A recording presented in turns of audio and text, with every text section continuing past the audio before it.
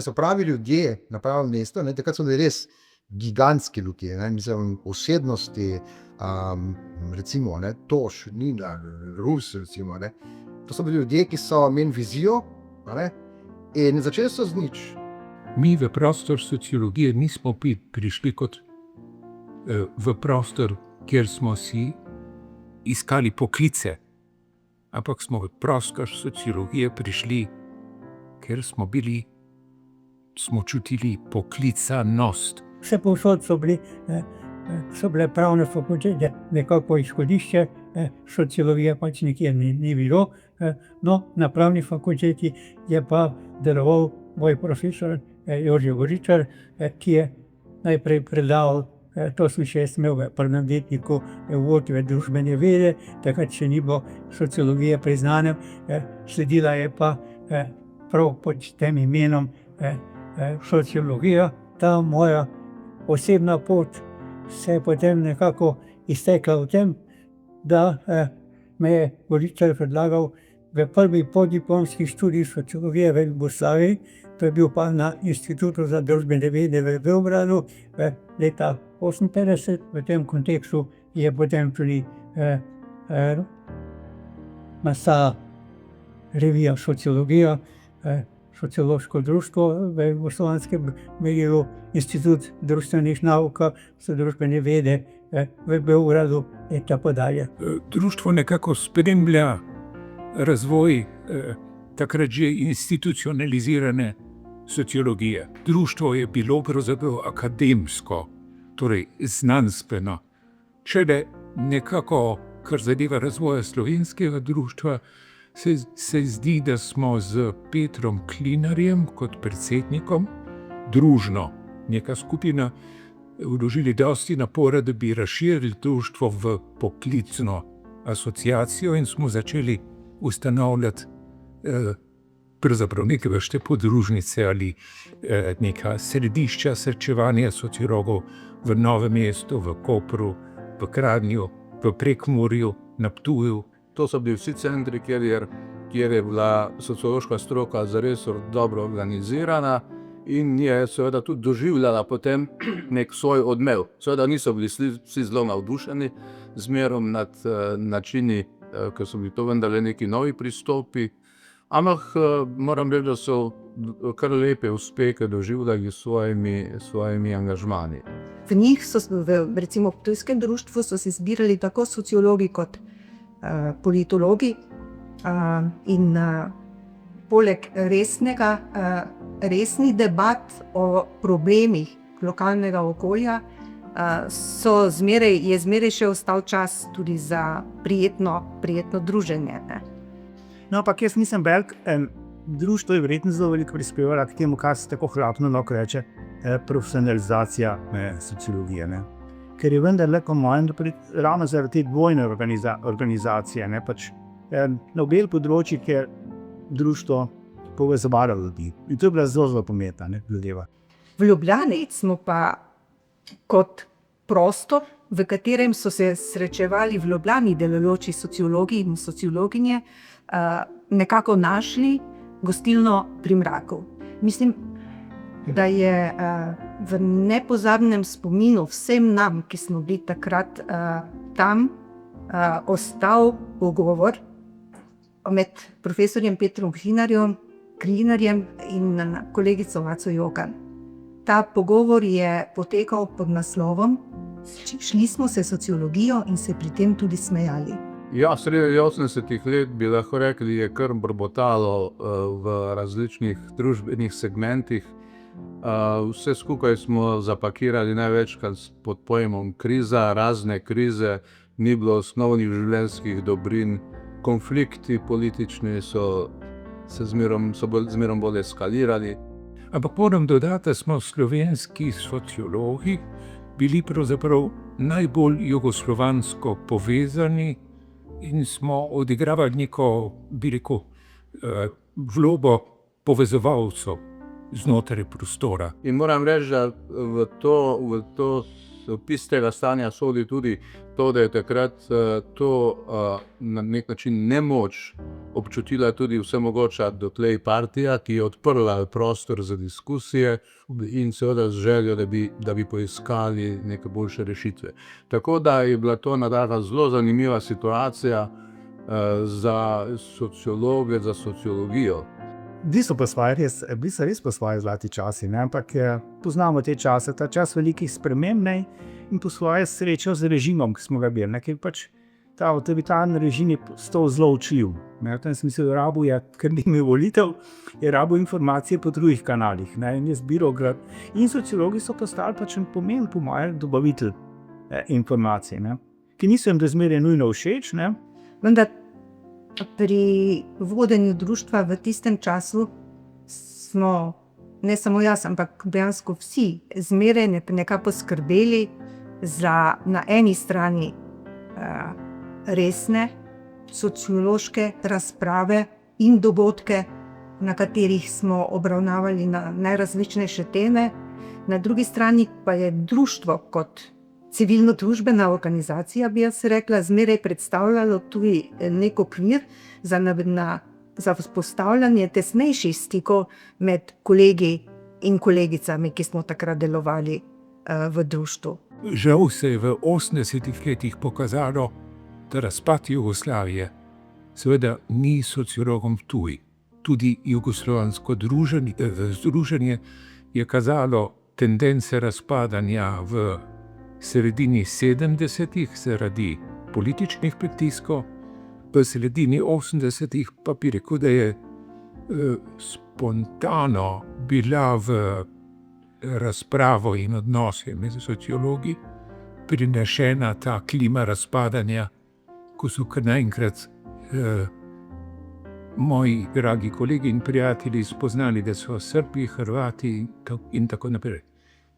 Ne nazadnje je del teh uglednih družbeno-kritičnih sociologov malo kasneje utopljen v ideologijo do nosu ali preko in se razvršča v prostor politike. To je bilo obdobje dejansko, ko je šlo za nek prehod. In so sociologi znašli v situaciji, ki je malo drugačna, kot recimo pred osamosvojitvijo Slovenije, pred torej tudi uvedbo novega sistema, večstrankarskega. Pred tem so sociologi na nek način bili kritični do ene oblasti, do ene politične opcije. Zdaj so kar naenkrat se znašli v neki situaciji, koga zdaj kritizirati. Bila je neka, lahko bi rekel, nekaj kognitivna disonanca v sociologiji, kaj stori zdaj.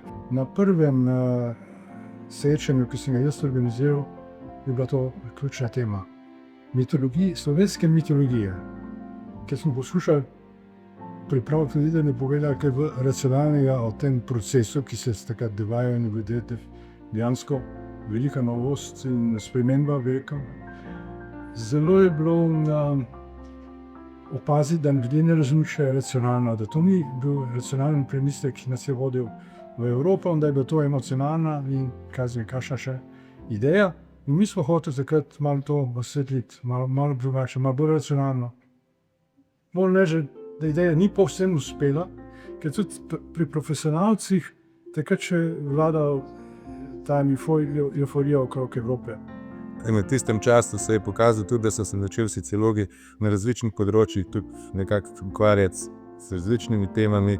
Nekako se je izkazalo, da bi bila potreba recimo organizirati društvo tudi v obliki sekcij. Jaz se spomnim, da je dala Masa Jogan takrat to prvo pobudo za terminološko sekcijo, ki je bila potem dokončno ustanovljena v naslednjem mandatu, ko je prevzel vodenje društva, žal se je že pokojni Tone Kramberger.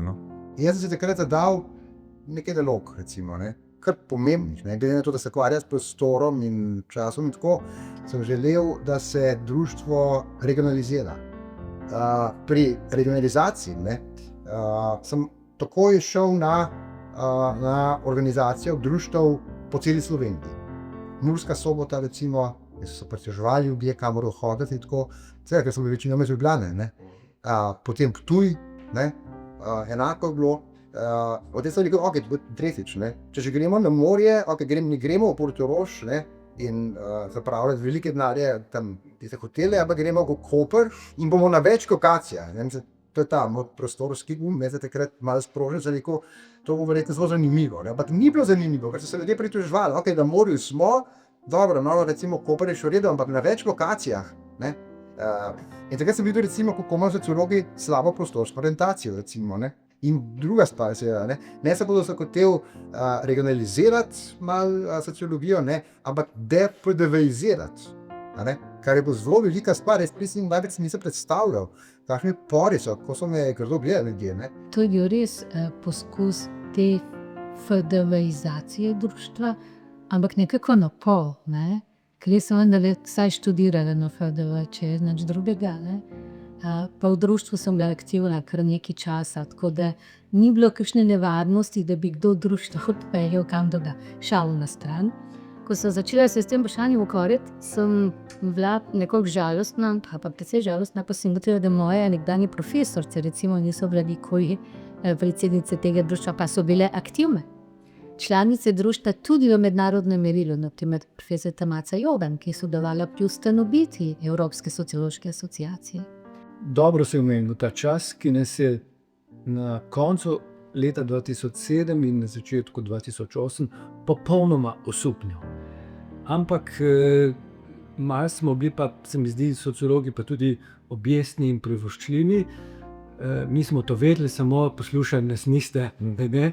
In nekako se nam je zdelo, da v zraku visi nekaj velikega, nismo pa še znali natančno to poimenovati. Zdelo se nam je, da ta kriza ne bo nek efemeren pojav, ampak da je na obzorju nek prelom, preobrat, drugačna paradigma, in smo se potem na neki točki ne odrekli, ampak spremenili naš koncept. In leta 2008 na srečanje ni prišel Colin Campbell, ampak Shalom Schwartz z Hebrejske univerze.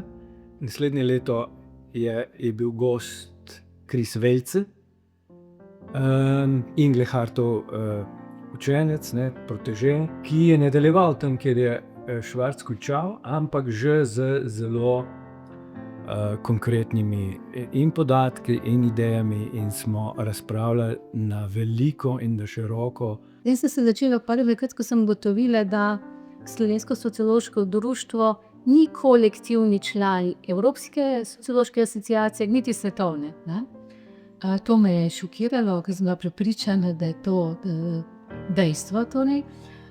In v bistvu mi je uspelo ponovno aktivirati članstvo v ESI. Članstvo v ESI, torej v Mednarodni sociološki asociaciji, smo pa zamudili pravi trenutek, do trenutka, ko mislim, da kolegica Aleksandra Kadovvrčeva dosegla nek dogovor nekega izmeničnega principa glasovanja znotraj ESI. Jaz sem se zelo želela, da slovenska sociologija pridobi na vidnosti, tako zunaj Slovenije in seveda tudi v naši družbi. Takrat nam je uspelo, to je bil en izziv. Mi dolga leta nismo bili člani Mednarodne sociološke zveze, združenja sociološkega, in to nam je uspelo. Ja, to je bilo obdobje, ko smo tudi mi poskušali pravzaprav to društvo obrniti tudi malo navzven, pritegniti torej tudi druge regionalne centre, kjer so živeli in delali sociologi in sociologinje.